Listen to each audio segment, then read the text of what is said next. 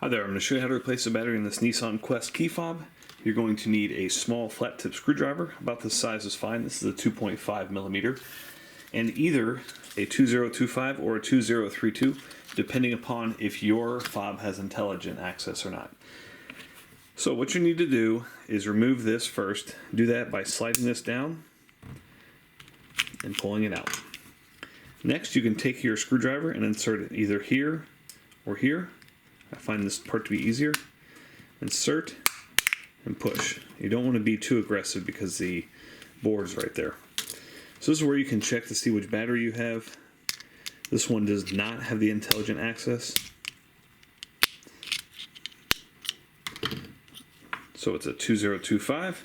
Take the old one out, the new one goes in, pops the side facing downward. Clip these back together. Insert your key. And you're all set. No need to reprogram. Hope that was helpful. Make sure you hit that thumbs up button.